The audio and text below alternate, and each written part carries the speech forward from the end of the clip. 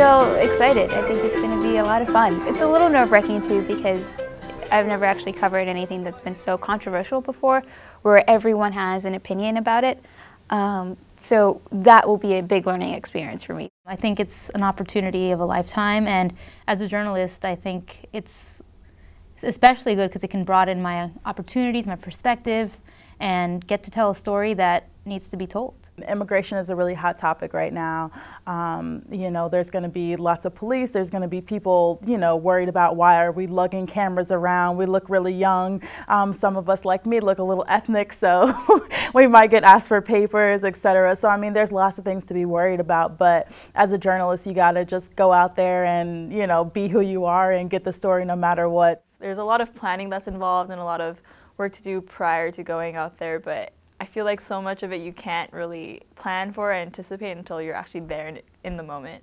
It's going to be amazing, really. As soon as Professor Latty announced to me that we were going to have this opportunity, I just felt like this is the reason that I came to a place like NYU. The kind of journalism that we do at NYU is powerful and it's meaningful, and that's what we are. We're journalists. We're not students. We're journalists, and we're trying to learn and grow, and this is the best way to do it. When I first became a professor 5 years ago, I never in a million years could dream of doing something like this with students. So it really is a dream come true, because I want them to be caring, sensitive, smart, educated journalists, and what better way to teach them than by bringing them to Arizona.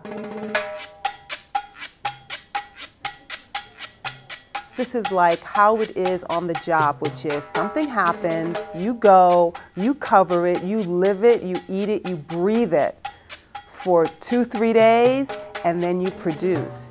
So 5:30 in the morning, a bus will be in front of NYU, and I will have 17 sleepy graduate students. We will climb on the bus, and from the bus, we're going to start talking to them and lecturing them and telling them what to do and how it's going to work.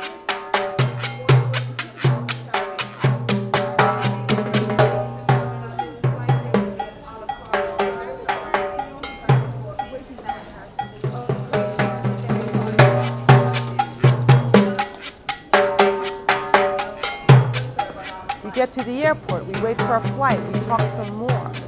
We get on the plane, we talk some more. We leave the plane, we talk some more.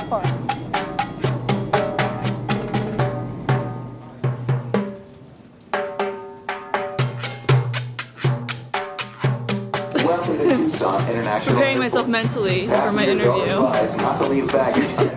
And the minute they land in Arizona, students from the University of Arizona will be picking them up and taking them out on their stories. I just got an email from Sheriff Deaver, and it looks like if I'm not going to be able to meet him in person on Monday, I'll do a phone interview.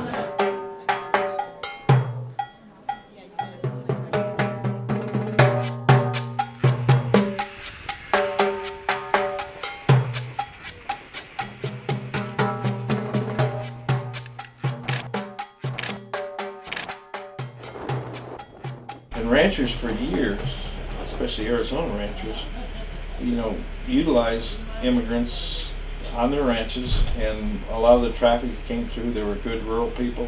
They knew exactly what they were doing on the ranches. If you want to be a journalist with integrity, you really need to know what's going on. And you can't learn that sitting in a classroom and watching me lecture. The way to learn that is to be physically in the middle of a big story. This is a big story.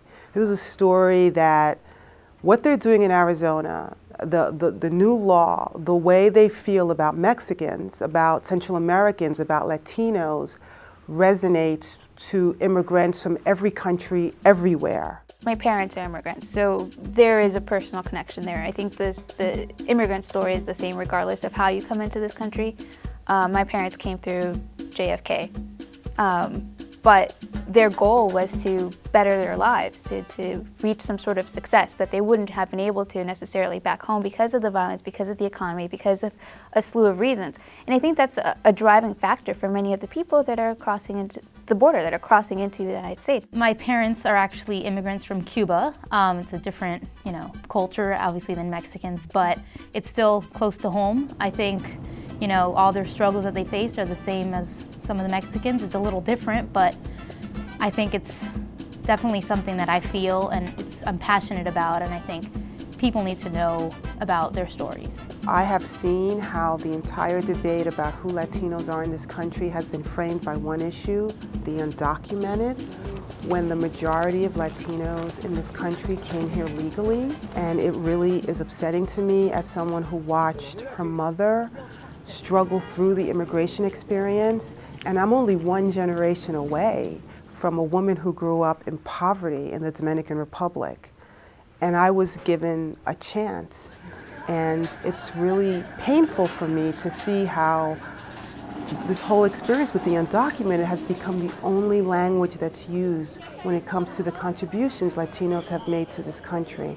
And I want my students to see that, and so many of my students, when you really look at all of us, we all have somebody that came from somewhere, whether it's one generation away or 5 generations away. This is a country of immigrants. It's like another world over here, and it's just a wall, you know? And how big of an impact a wall can make. My biggest worry is really safety, but I want us to do some kick-ass journalism. It's gonna make us all proud. Goal number 2 is for my students to learn. I think maybe more than even having that story be published, I want them to learn, and I want them to leave the border with a newfound sensitivity and knowledge of how to cover immigration, which I am positive in their lifetime they will cover many times. So colorful. ¿Cuántos años ha tenido este restaurante? No, el restaurante 49 años, pero la casa también. Igual sí, porque empezamos a quedarnos aquí para no ir y venir en la noche de la casa. Y la casa de nosotros se la di a un hijo que trabaja conmigo, es el menor. Nomás que llega más tarde, porque sí, él cierra. Sí. ¿Y cuándo I want to tell, I guess, the story of a family. You know, my specific goal was to tell a story about the economics of the drug wars and how it's affecting Nogales, Arizona, and Nogales, Mexico. And I think a good goal would be to follow a local family. Like, some people, they just get the local media, but nobody really focuses on families as much. So I want to follow their struggles and how the violence on the border has affected tourism or, you know, just their livelihoods. There are a lot of images in their house, like it just was very homey, and there's a lot of, like, you know, welcome to the house, like bienvenido a la casa de abuela, you know, like I felt like she was my abuela taking me around, you know. So yeah, and then as a journalist, you know, as a person, I feel like I fit right in, but as a journalist, yeah, they have really interesting stories, and you know, these people get this reputation here, and they're good people. Amanda started out weak, and towards the end she was hitting home runs, and it was fantastic and exciting to actually see her work. It's a very exciting project, and we're doing everything from Latinos who feel alienated because of the law to Latinos who support the law. We're doing the sheriffs, we're doing the civil defense people, we're doing environmental degradation, we're doing detention centers, we're doing a mini documentary.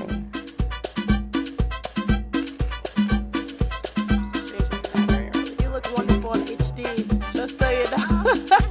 We're at Arizona State University. I'm about to interview Dee Dee Blaze.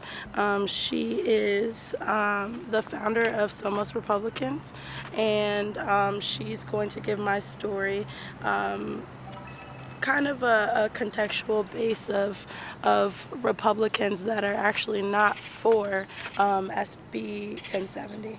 This is a really great opportunity to actually go to a place where, you know, where so much is going on and really see for ourselves so that we can be informed journalists. And in the future, when my students are in real newsrooms working, they'll know. I mean, they'll know when an immigration story comes up, and it will, they'll have so much knowledge about the whole debate because they were a part of a big story.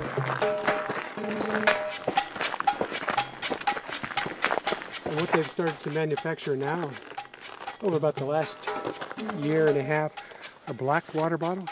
Mm-hmm. So that you don't see them at night.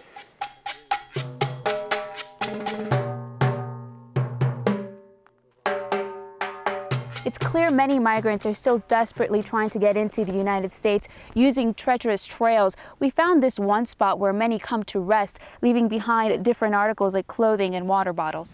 As a woman of Hispanic descent, as a journalist, as an American, I want to look at this issue and I want to expose my students to this issue in a really boots on the ground kind of way.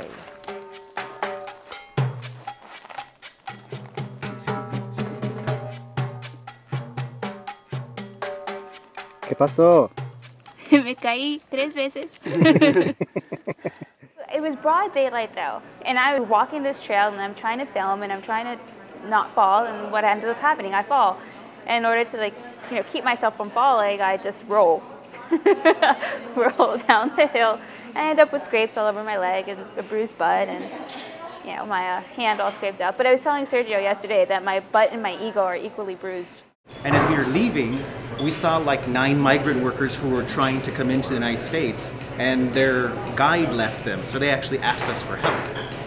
So we've actually seen the story unfolding in front of our eyes, and a lot of times you don't actually get to see that as a reporter when you have a day to tell your story, or maybe 2 days if you're lucky.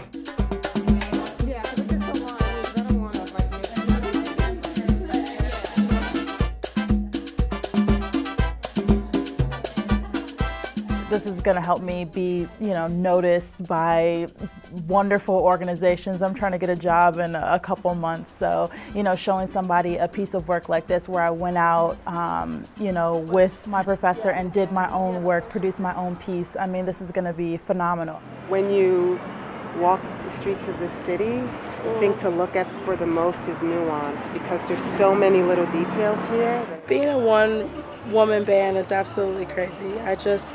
I shoot every single little thing. I always have to be on the ball. I always have to be looking, watching, paying attention.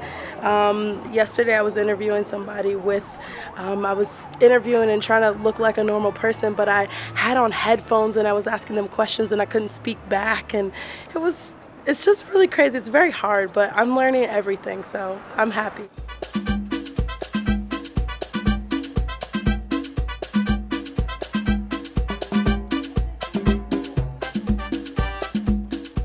I'm working on my stand-up. I had about an hour to do it in the car, and instead I talked the entire time. I ran my mouth. So now I'm in a rush, trying to write my stand-up, and hopefully it'll be really good. I haven't put on my makeup, haven't done anything yet, so hopefully it'll work out. 3, 2, 1. SB 1070 is tearing apart a community under siege that needs each other, much like the wall behind me that... Okay, no problem. That was good. That was good. One more. Okay. I guess my biggest fear in terms of the video piece is probably my stand-up. Sometimes I'm a little bit stiff when I do my stand-up, so I gotta, shake it off. Maybe the heat will give me some, something. It's a typical day here in Nogales, Arizona. People are out shopping, hanging out with their families, having a great time. But not all Mexican Americans want these Mexicans to stay here past the time it takes for them to shop. My story that I'm working on is about the border itself. It's about the fence and the separation between the countries. I got about 500 photos yesterday, so that's good, and I went through them and I got a lot of good art on the wall. Our trip up the wall yesterday. Did you hear about that? It's going really well so far. Yesterday we spent the whole day in Mexico just checking out the border, hiking up the really huge hill up the wall and talking to locals. When we went up the border fence, we walked up this long set of stairs, and we're like, I saw the stairs and I said we should walk up those. It goes right up to the side, and there was definitely someone looking through the fence, and we heard noises on the other side of the fence, and the guy was looking at us like we shouldn't have been there. And when we came back down, someone drove an SUV and blocked off where we had walked up. So we're not really sure what happened there, but it was interesting. Emily is my U of A student who's helping me, and she was really great. She knows a lot about the area. The whole experience has just been totally incredible. I did a ride-along yesterday with a member of the Border Crimes Unit in Pima County, and just seeing what these folks have to deal with. You know, they have 18 agents in their Border Crimes Unit who are responsible for covering 300 miles of border. And it's just, you recognize that the task that they are asked to perform is totally impossible. She's not answering.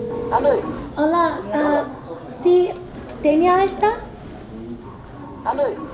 Denia está?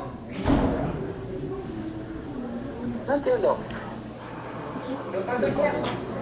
Meredith Hoffman, la periodista. Denia. Sí. Denia. Bueno, quiero hablar con Denia. ¿Está allí o no? No, salió ahorita, salió al hospital. Bueno, pues llamaré ahorita. Llame como a las 8. Bueno, sí.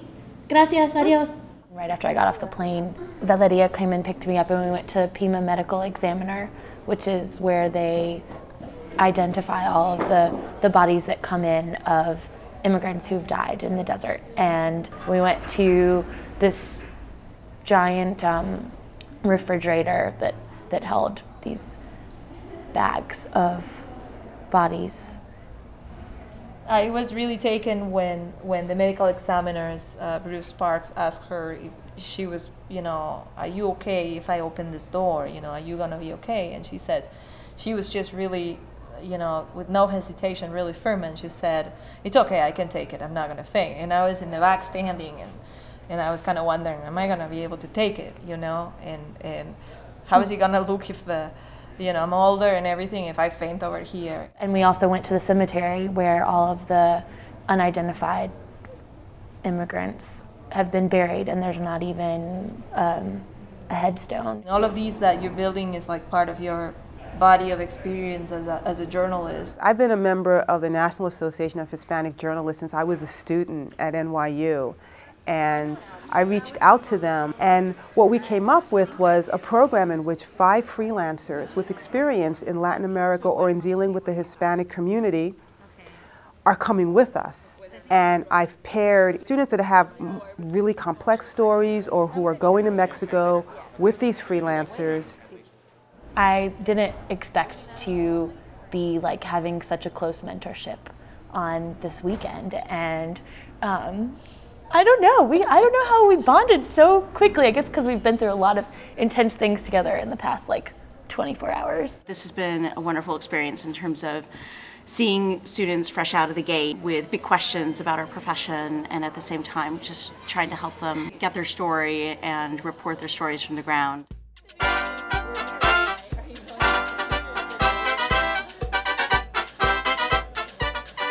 Reporting can be fun, talking to people can be fun, traveling with your fellow journalists can be fun, but at the end of the day, it's a very challenging profession. My goal is that when we land in Newark at 11:33 p.m. on Monday, that we're done. Yeah.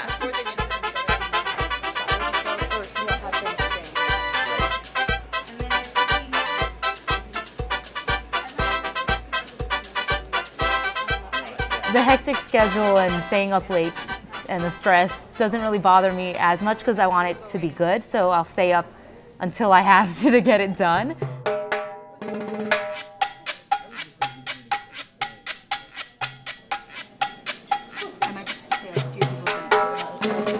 I think that it's going to be a humongous challenge for all of us to get the story done. My computer, it's not picking up the last recordings that I just put up, that like the translations from English to Spanish, and it's not reading it on my card. I think I have a strong story. I think I have strong video to support it. So I think it's going to be good.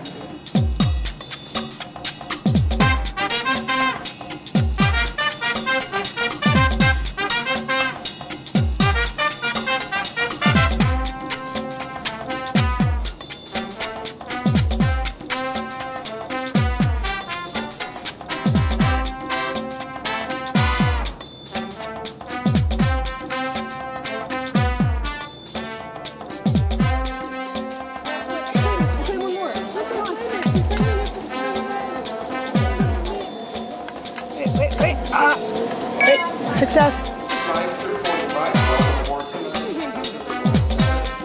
Whenever you're ready.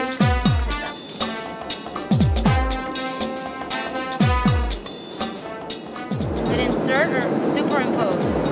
Right?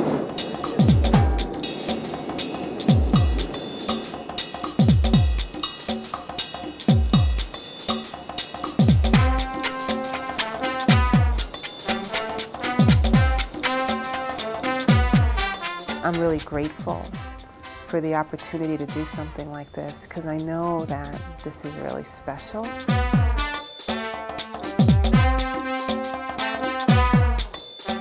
We just got back from Arizona and it went really well. I'm very proud of what I've accomplished. I think I came back with about 1,000 photos and I'm still editing those right now. My slideshow's done, but I'm having some problems with my fonts, but hopefully it'll be on Pavement Pieces very soon. I'm done with the project. You want to see it's on Pavement Pieces right now.